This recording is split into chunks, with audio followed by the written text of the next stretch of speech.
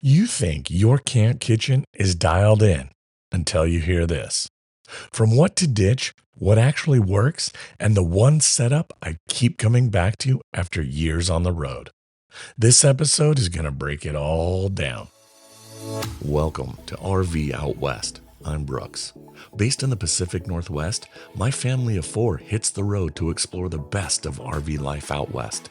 From hidden gems and epic destinations to helpful tips and real road stories.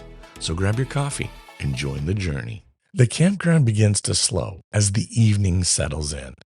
You can hear the soft crackle of a nearby campfire mixing with the sounds of kids riding bikes around the loop, or the distant slam of the RV door closing for the night. Pine trees sway overhead while the smell of charcoal, grilled onions, and sizzling burgers drift through camp like an invitation to gather around the table.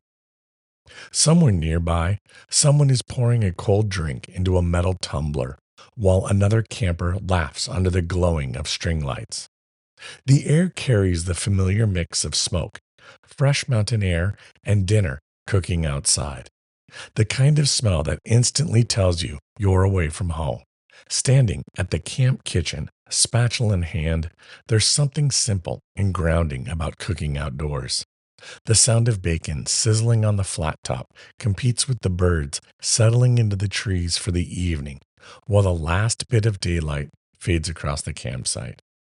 Steam rises from a pot beside you as a lantern light flickers against the side of the RV. Every meal somehow tastes better out here. Maybe it's the fresh air, maybe it's the slower pace, or maybe it's just the feeling of being together after a full day of exploring. Around camp, dinner isn't only about food. It becomes part of the experience, part of the story, and part of the memories people carry long after your trip is over.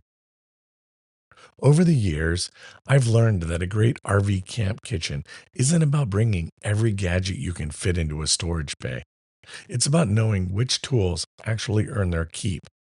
Some gear has become part of our daily rhythm on the road, while other items slowly collected dust until I finally pulled them out for good. Every trip has taught us something new about cooking outside, staying organized, and making the most of a small space. I'm breaking down our RV camp kitchen setup that we rely on today, how it's changed through the years of travel, and the gear that truly makes camp cooking simpler and more enjoyable. I'm going to chat about cutting necessary weight, avoiding clutter, and building an outdoor kitchen setup that works for the way you camp. If you've ever opened your RV compartment and wondered, why did I pack half of what's inside? This conversation is definitely for you. When we first bought our travel trailer, we were moving from a pop-up into our current 26-foot travel trailer with more amenities than we were used to at the time. One of the things I was most excited about was the outdoor kitchen feature with the 2-burner propane stove and sink. The outdoor kitchen on our Jayco J-Flight 267 BHSW ended up being more decorative than functional for the way we camp. Sure, on paper it looks like a great feature, but in real-world use, it became more frustrating than useful. Depending on how level the campsite is, the pull-out shelf with the propane stove can sit awkwardly high, making it uncomfortable for some people to cook on. Then there's the propane connection itself. Once the hose is hooked up, you can't simply slide the drawer back in. So every use turns into disconnecting and reconnecting the propane line. Over time, the poor build quality really started to show too. The drawer slides, they feel cheap and flimsy, and the outdoor sink became a constant source of slow leaks that we were always chasing. Eventually, we realized we were avoiding the outdoor kitchen altogether. And at this point, we honestly haven't used it in years. Not long after buying our trailer and realizing the built-in outdoor kitchen wasn't going to work for us, we did what so many campers were doing at that time. We jumped headfirst onto the Blackstone bandwagon. At first, I went big. I bought one of those large portable griddles, thinking more cooking space would automatically make camp cooking better. And while it cooked great, the reality was that it became one more bulky piece of gear I had to haul around. It lived in the bed of my truck during travel days, took up valuable space, and honestly, for our family of four, I rarely used even half of the cooking surface. Most meals didn't require that much room, and over time I started realizing I was carrying around more griddle than we actually needed. Eventually, I downsized and picked up the adventure ready size, and that became the sweet spot for our camping style. It was easier to transport, quicker to set up, and still gave us plenty of room to cook breakfast, burgers, fajitas, or just about anything else we wanted at camp. For years, that griddle became the centerpiece of our outdoor kitchen setup and handled countless campground meals without missing a beat. It felt like we had finally found the right balance between portability and functionality, at least until recently, when our setup evolved once again. With all of that said, the centerpiece of our current setup might surprise you. It's not the biggest grill, the fanciest smoker, or some elaborate outdoor kitchen setup. In fact, the cooktop we rely on most became our favorite because of its simplicity, versatility, and how well it fits the way we actually camp. And so, after years of trial and error, this is the one piece of gear that has right now earned a permanent place in our RV life. About a year ago, over Memorial Day weekend, I made a pretty unexpected switch. I stepped away from the Blackstone Adventure Ready and went with something far more familiar and far less flashy, a cheap $20 electric griddle. You know the one, the same style so many of us grew up on, seeing in our Gen X households, pulled out on Sunday mornings for stacks of flapjacks, bacon, and scrambled eggs, while the house slowly came to life. It's nothing fancy, and it definitely doesn't have the massive cooktop surface that I've been used to, but there was something oddly comforting about going back to these basics. The switch to an electric griddle wasn't random. It came down to a few practical realities we kept running into at camp. It's lightweight, incredibly compact, and fits cleanly into the outdoor kitchen storage without needing its own dedicated space or awkward hauling setup. For the way we camp now, that simplicity matters. Most of our trips are full hookup sites. So instead of burning through propane for cooking, I'm already paying for electricity at the pedestal. Plugging in just makes sense and quietly cuts down on fuel usage and refill trips, which adds up over time. But honestly, the biggest reasons came down to size, weight, and ease of use. I wanted something that didn't feel like a production just to cook breakfast on or throw together dinner after a long day outside. No hauling, no setup hassle, no refilling tanks, just plug it in and start cooking. That shift simplified our entire camp routine, and it made our outdoor meals feel less like a task and more like part of the rhythm of just being outside. After a full year now of using it in camp, it's proven to be more capable than I ever expected. For our family of four, it handles breakfasts, grilled sandwiches, and quick dinners like burgers without an issue. And it's become one of the most consistent tools in our setup. It doesn't try to be a showpiece, it doesn't take up too much space, and honestly, it just works. Sometimes simplifying the gear ends up making the whole camp cooking experience easier than chasing bigger, more complicated setups ever did. As much as this little electric griddle has earned its place in our setup, there's still something about camp cooking that it can't fully replace. It handles the quick meals and the everyday rhythm of breakfast and dinner with ease, but it doesn't quite capture that slower, more intentional side of cooking outside. The kind of cooking where you're not plugged into anything, where the heat isn't controlled with a dial, and where you work a little closer with the elements instead of just flipping a switch. That's where fire and coals come back into the picture. There's a shift that happens when you move from a cooktop to an open flame. The sound, the heat, the patience it demands. It pulls you into a moment in a different way.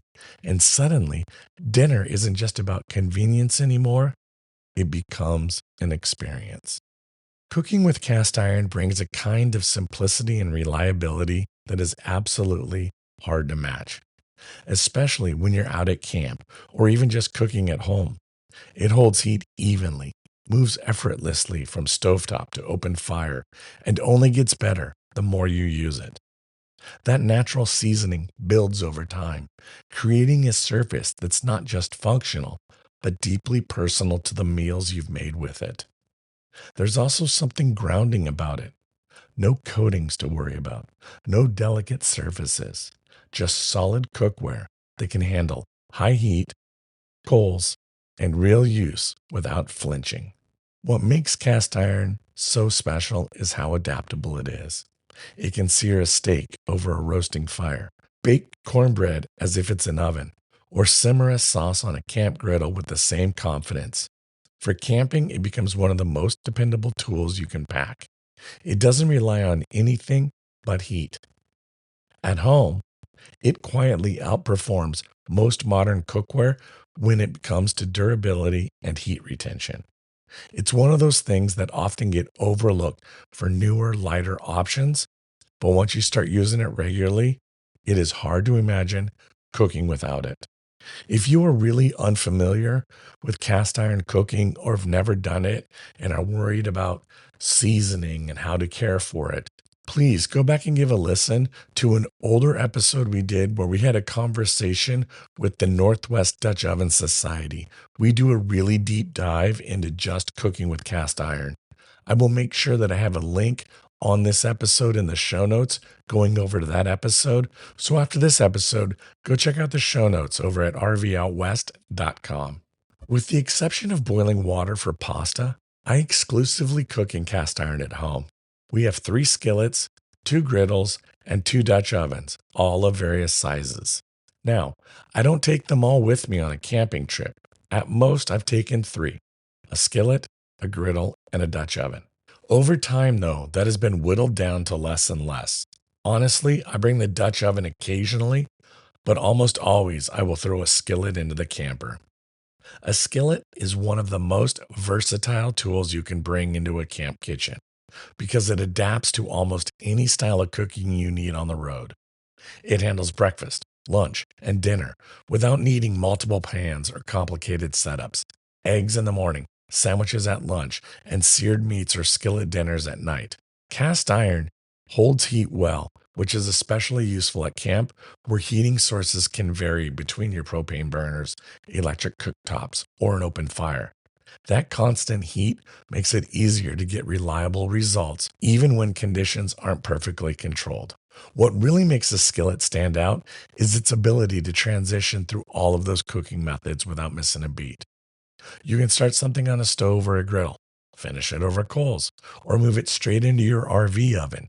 It also simplifies packing since one pan can replace several specialized pieces of cookware, saving both space and weight. And for those of you looking to streamline your kitchen setup without sacrificing meal options, a good skillet quietly becomes one of the most dependable and frequently used pieces of gear in the entire setup. I've recently added a cast iron hibachi charcoal setup into our camp kitchen, and I've made a decision to really lean into it for this season. There's something that I just enjoy about charcoal cooking, and it feels like a step back in the best possible way. Just fire, heat, and food. On our 2026 shakedown trip, I brought it along for its first real test run, and it didn't take long before it became the center of my camp cooking for that weekend. Lunch was simple: hot dogs over the coals. And by dinner, we were cooking both veggie and meat skewers, letting the open heat do all the work while everything picked up that smoky, fire-kissed flavor. Right now, I'm genuinely enjoying this style of cooking way more than I expected. The hibachi forces me to slow down and requires a bit more attention, and that's part of the appeal. I'm engaged with the fire the entire time instead of just turning knobs and pressing buttons. The hibachi is compact, straightforward, and brings a different energy to meal prep at camp. After just a couple of uses, it already feels like it's earned a spot in the rotation, and I'm really curious to see how it holds up as we get deeper into this season. With the cooktops, griddles, and fire setups dialed in, the next layer of the camp kitchen comes down to the tools that actually bring it all together. The utensils, gadgets, and knives are the quiet workhorses of every meal. The pieces you reach for without thinking, whether you're flipping skewers over coals, slicing up vegetables, or plating dinner at the picnic table. Over time, I've learned that it's not about having a massive collection of gear, but about carrying a tight, intentional kit. Every task without cluttering drawers or slowing things down. These are the items that stay within arm's reach no matter what cooking method we're using that day. A solid knife, a dependable set of tongs, a few multi-use tools that don't take up too much space, but they carry a lot of responsibility in how smoothly camp meals come together. Once you strip everything else away, it's these small essentials that end up defining how enjoyable and efficient the whole outdoor cooking experience really is. So when it comes to camp cooking, I've learned pretty quickly that the best tools are not the fancy ones. They're the ones that can take a beating and keep working meal after meal. My go-to spatula came straight from the restaurant supply store, and it's exactly what I want in a camp kitchen tool. A long handle, wide surface, and built to handle real workload without flexing or giving out. It's what I use for everything from smashing burgers on the griddle to flipping bigger items that lighter spatulas just can't manage. Alongside that, a solid pair of tongs round out most of the daily cooking. They're simple, but they're essential. Perfect for flipping bacon, turning wings over open heat, grabbing skewers off the hibachi, or just moving food around when things get busy at camp. Beyond the hot side tools, there are a few other essentials that quietly make everything just easier. A decent, sharp knife is a non-negotiable for me. It handles everything from chopping vegetables to slicing proteins and prepping ingredients without slowing down the flow of cooking. And honestly, a dull knife is way more dangerous than a sharp knife. A collapsible colander earns a spot, especially for draining pasta or rinsing fruit after a long day outside. And tucked into the kit is a simple meat thermometer, which has saved more than a few meals from guesswork, making sure everything is cooked safely without overdoing it. None of these tools are complicated on their own, but together they form the backbone of how I cook at camp every day. At the end of the day, this is the setup that has added real value to our outdoor cooking experience. It's not about having the most gear or the most complex system. It's about having the right pieces that actually get used trip after trip. From the cooktops to the cast iron, from the hibachi to the simple electric griddle, and down to the handful of utensils that do the heavy lifting. Everything in our camp kitchen has earned its place through real-world use on the road. Over time, it's become less about collecting gear and more about refining what truly makes cooking outside easier, more enjoyable, and more consistent for our family. And maybe this setup isn't exactly what you use, and that's completely fine. That's the beauty of RV life. Everyone finds their own rhythm, their own tools, and their own way of making camp feel like home. What works for us might not work for you, and what works for you may look completely different from this. The only thing I'd really caution against is packing everything just in case. You don't need to throw the kitchen sink into your RV. That kind of weight and clutter adds up fast, and most of it ends up unused anyway. Keep what serves you, ditch what doesn't, and build a kitchen that actually fits the way you travel. All right, my friends, the conversation doesn't have to end here. If anything we talked about sparked your curiosity, head over to rvoutwest.com and take a moment to check out the show notes. We've got links to everything we talked about so you can dive deeper and explore more. If you enjoyed this episode, please share it with a friend or family member. Lastly, if you haven't already signed up for our free monthly newsletter, please visit our website at rvoutwest.com and sign up so you can get insider info that you won't normally hear about right here on the show. Next week on the show, we're joined by Seattle author Langdon Cook for a deep dive into the world of foraging and wild foods. If you've ever been curious about stepping off the trail and actually identifying what's edible around you, this conversation opens a door in a way that feels approachable and grounded. If you have any interest in finding your own food, cooking a wild foods meal at camp, or you've been even remotely a little curious about mushrooms and what's safe to harvest, you will not want to miss this episode. We cover it all: practical tips, safety, mindset, and how foraging can completely change the way you experience your time outside. Thanks for listening to RV Out West. Be sure to follow the show so you never miss an episode. And if you enjoyed the show, tell a friend and please leave a rating or a review. It would mean a lot. Special thanks to Scott Home Music for our intro song, We Are One. Follow us on Instagram and Facebook to join in on the conversation. Now, get out there, explore, and go see what's beyond the horizon.